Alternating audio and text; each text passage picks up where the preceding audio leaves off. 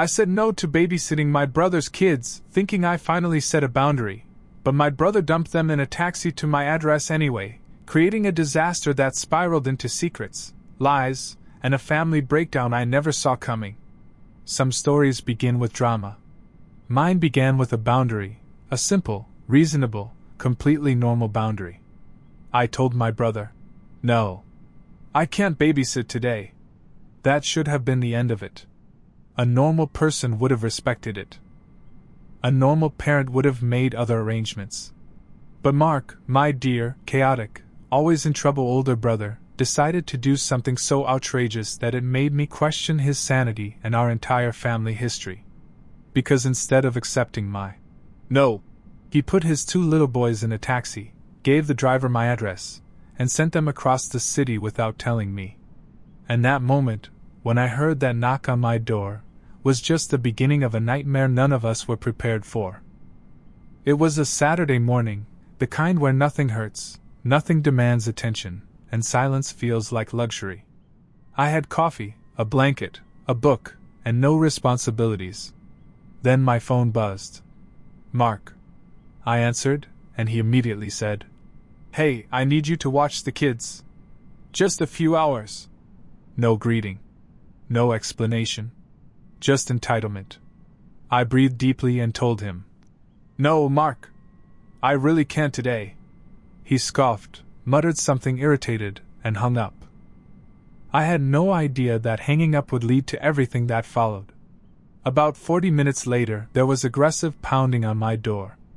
The kind of knocking you hear only in horror movies or when something is terribly wrong. I opened the door and froze. A taxi driver stood there with raised eyebrows, and behind him, my nephews Ethan and Jacob, holding backpacks and looking confused. "You the aunt?" he asked. I stuttered. "Yes?" He continued. "Well, they said you were expecting them." Their dad paid the fare. My eyes widened. "He sent them here alone?" The driver sighed and said, "They almost got off at the wrong building. The older one recognized your mailbox. You're lucky these kids are sharp." Lucky. That word rattled me. But when I saw the boys' worried little faces, the rage melted instantly. "Auntie, are you mad?" Jacob whispered. I knelt down. "No, sweetheart. I'm not mad at you." I immediately texted Mark, "You sent your kids here alone in a taxi?" "What is wrong with you?" He replied, "They're fine. Just watch them. You always freak out for nothing." I wanted to throw my phone through the wall. "Come get them now," I typed. "Can't. Busy. Feed them or something. Feed them or something." Like they were pets. But the boys needed comfort, not anger, so I made lunch, put on cartoons, and tried not to combust. Later, while we were drawing, Ethan suddenly said, "Auntie, Dad said you'd get mad?" But he had to go talk to people, the ones he owes money to. My hand stopped. People he owes money to? What people? Ethan shrugged. I dunno. He said we had to be out of the way. Out of the way. My stomach twisted. This wasn't just irresponsibility. This was danger. Mark showed up at 10 p.m., acting casual. Before he could speak, I snapped. What kind of father sends children alone across the city? He rolled his eyes. They're fine. You're dramatic. They told me about the money. The people you owe. I shot back. He froze instantly. Don't repeat anything they said. That confirmed it. Something dark was going on. He finally broke down and admitted he had gotten involved with illegal gambling, loan sharks, and threats he couldn't control. He wasn't protecting his kids, he was hiding from consequences. I called their mother, Chelsea. When she heard about the taxi, she didn't scream. She went silent. She arrived within minutes. Mark tried to stop her, but she pushed past him. You're not taking them, he shouted. She didn't even look at him. You endangered them. I'm filing for full custody. His face strained. The aftermath was chaos. Court hearings, therapy, financial counseling, police reports, and supervised visitations. Mark was devastated. Angry. Hopeless. But slowly he changed. He apologized, to the boys, to Chelsea, and even to me. He started therapy voluntarily. He began rebuilding himself. Meanwhile, the rest of the family reacted with their usual dramatic flair. My mother said I made it bigger than it needed to be. My father defended Mark. But my grandmother said something wise. People only explode when they've been breaking inside for a long time. It made me realize that Mark's mistakes were symptoms of deeper wounds. But wounds don't excuse recklessness. A few weeks later, Mark hit rock bottom. He came to my door, not defensive, not proud, just broken. "I don't know who I am anymore," he whispered. I didn't lecture him. I simply said, "Start from where you are, not from who you were." He cried, truly cried, for the first time in years. Fixing his debts was a nightmare. We had to hire a real lawyer, deal with threats, attend endless meetings, and sign stacks of documents. But eventually the loan sharks were forced off his back. That weight lifted something dark from his eyes. The boys struggled at first. They were confused and scared. One night Ethan asked me, "Is Dad bad?" I took a breath. "No. Your dad made a mistake. But he's trying to fix it." Slowly, supervised visits helped rebuild trust.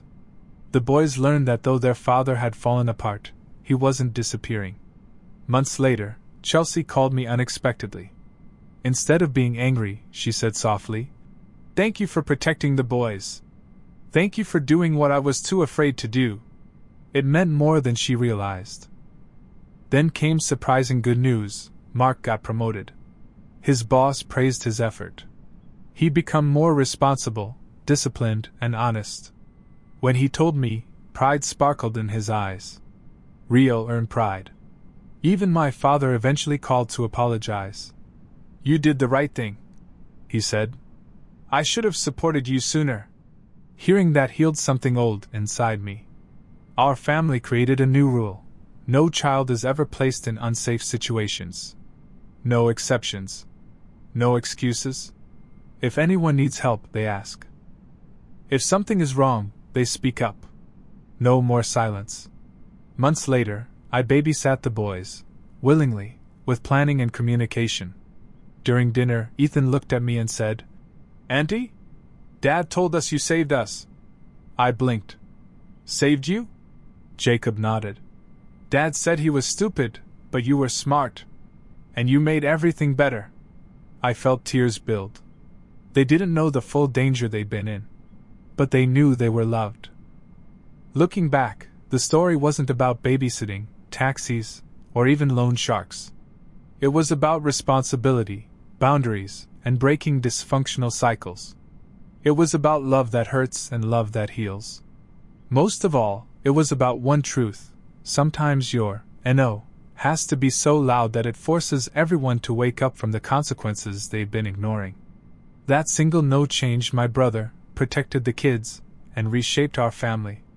So yes, I said no to babysitting. But that one no became the beginning of everything we needed.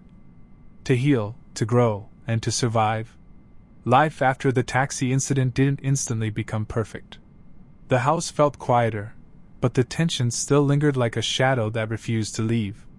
I noticed small things that reminded me of that day: Ethan hesitating at crosswalks, Jacob asking me repeatedly if anyone would take us away again, and Mark pacing late at night as he tried to figure out how to repair everything he had broken. These reminders were painful, but they also became lessons, for all of us. I spent more time with the boys, not just babysitting, but really connecting. I taught Ethan how to ride his bike without training wheels, and I built a makeshift fort in the living room with Jacob that lasted for days. Little moments of joy started to patch the cracks that fear had made. And though the scars of that chaotic Saturday would never fully disappear, the laughter slowly returned to our home. Mark, too, was changing in subtle ways. He attended every scheduled supervised visit without complaints, answered every phone call from his lawyer diligently, and began keeping a journal to track his progress. One evening, he handed it to me and said, "I want you to see that I'm serious about changing." I need someone to hold me accountable. I read the pages filled with reflections, fears, and plans, and I realized he was finally taking responsibility, not just for the kids, but for himself. Chelsea remained a constant force in my life. She wasn't just an ally in protecting the boys, she became a partner in guiding Mark through therapy sessions, financial planning, and parenting strategies. Together, we formed a strategy to ensure the children's safety while still allowing them to maintain a relationship with their father. It wasn't easy. Every small success seemed to take 10 failures to reach, but the team we became proved stronger than the chaos Mark had caused. The taxi driver's story also resurfaced unexpectedly. One afternoon, I got a letter from his company, explaining that he had requested to keep the boys safe that day even at personal risk. He wrote a short note. Sometimes children depend on strangers, and if I can help, I will. I didn't want them to be alone. I kept that note on my fridge as a reminder that even in the worst situations, there are small acts of courage that restore faith in humanity. Over time, Mark started volunteering at a community center to teach young teens about responsibility, mistakes, and consequences. He spoke openly about his struggles, framing them as lessons rather than excuses. Watching him speak was surreal. I saw a man who had nearly destroyed everything he loved, now trying to prevent others from making similar mistakes. And the boys would sometimes watch him on video calls, smiling proudly at their dad, learning that mistakes didn't define someone, they only defined the effort to recover from them. School life for the boys gradually improved as well. Ethan began participating in class discussions confidently, and Jacob started showing interest in drawing and storytelling. I sat with them during homework, celebrating their successes and helping them navigate frustrations. These moments were simple but powerful, evidence that stability, love, and attentive care could heal trauma in ways I never imagined. Mark and Chelsea eventually reached a new understanding. Co-parenting became a structure of mutual respect, with boundaries clearly outlined and consequences enforced consistently. Mark couldn't overstep anymore. The boy's needs were always prioritized over his fears and insecurities. He had learned that accountability wasn't a punishment. It was the only path toward redemption and trust. Meanwhile, I learned my own lessons. I realized that saying no wasn't just about protecting my time. It was about protecting the lives and well-being of those I cared about. My boundaries became a model for others, showing that standing firm could create safety, clarity, and even hope.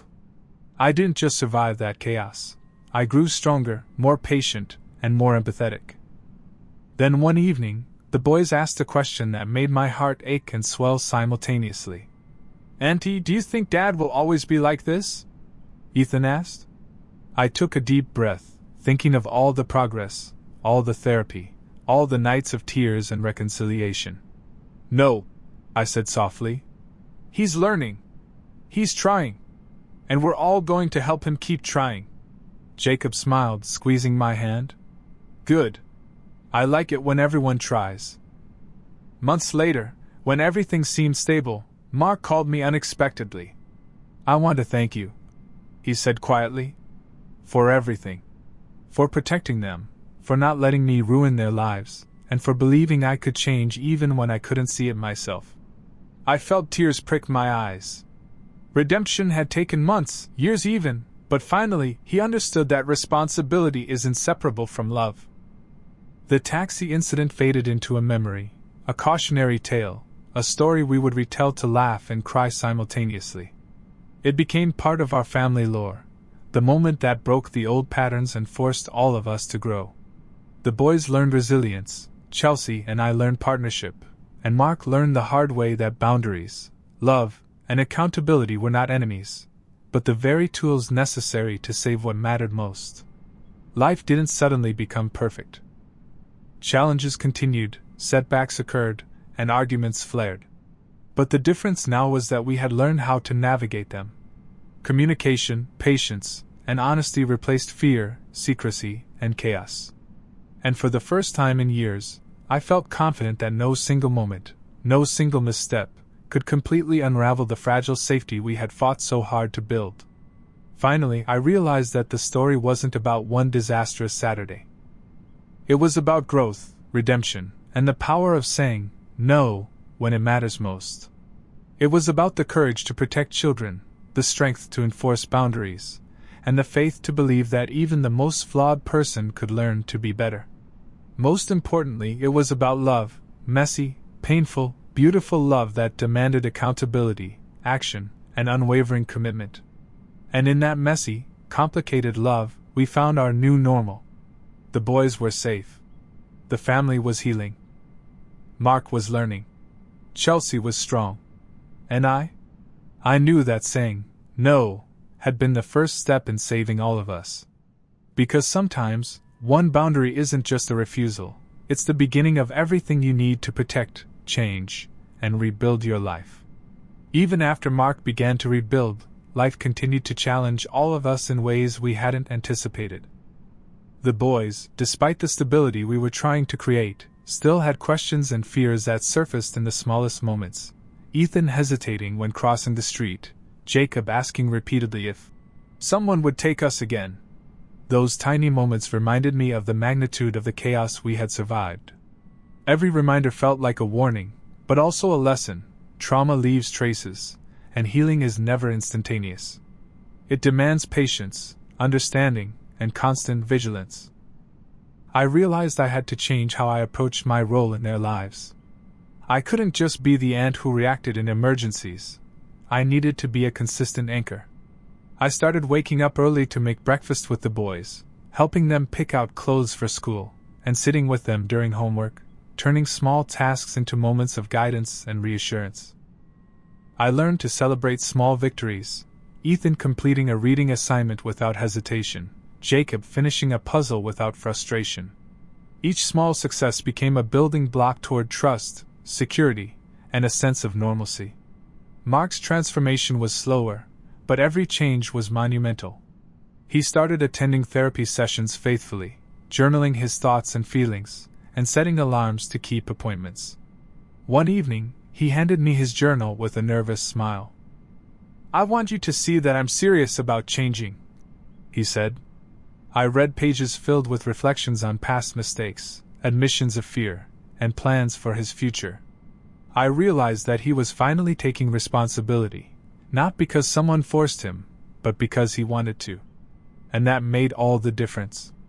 Chelsea, too, had evolved. She was no longer just a protective mother, she became a partner in the boys' healing. She attended parenting classes with Mark, helped him strategize ways to communicate effectively with the kids, and worked closely with me to create consistent routines. The teamwork wasn't easy. Every breakthrough seemed to require multiple setbacks to reach, but gradually, our combined effort began to establish the stability the boys desperately needed. Seeing them thrive in small, everyday moments made all the chaos worthwhile. I also reconnected with my own sense of agency. I realized that saying no to Mark's initial request was not just a boundary, it was a declaration of responsibility. It was the act that kept the boys safe and forced accountability into a situation where negligence had reigned. I began to understand that boundaries were not merely personal choices. They were shields that protected others from harm. Every time I asserted myself, I was silently reinforcing a safety net for those I loved.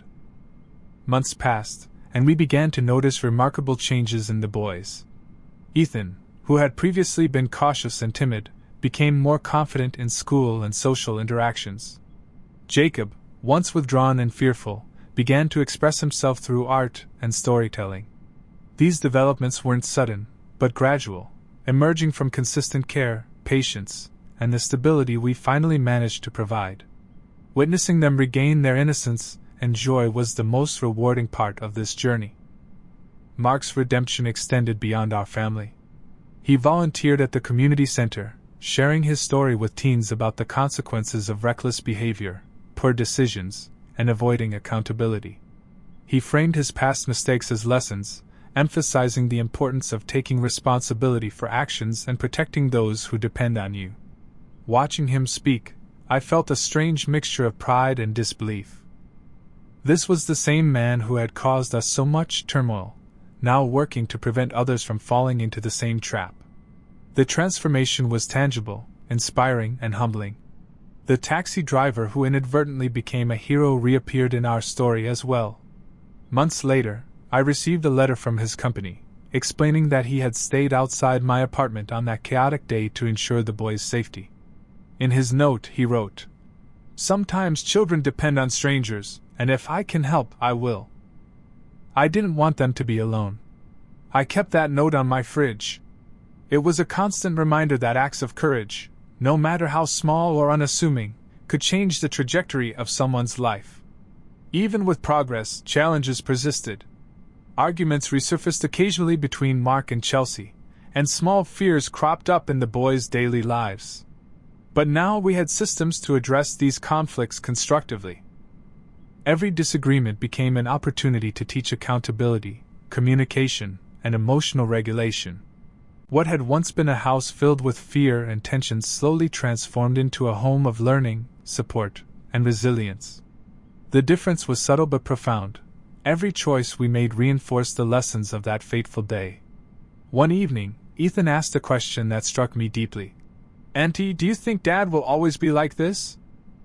I paused, reflecting on months of growth, therapy sessions, and hard work. "No," I said gently. "He's learning. He's trying. And we're all going to help him keep trying." Jacob smiled and squeezed my hand, his small gesture symbolizing the bond we were building as a family, imperfect but determined. Their trust and confidence grew alongside Mark's progress, proving that change, though slow, was possible. Mark's efforts did not go unnoticed. He achieved professional recognition for his reliability and dedication, earning a promotion at work. This was more than a career milestone. It was a symbol of his ability to take responsibility, persevere, and rebuild his life.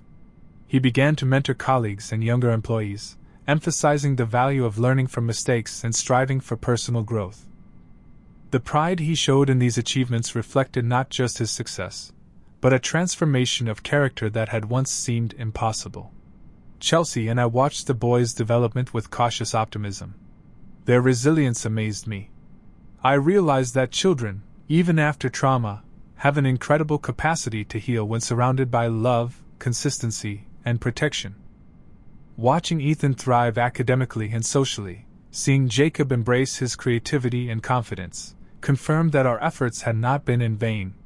Stability, patience, and unwavering support had the power to restore what had been nearly lost.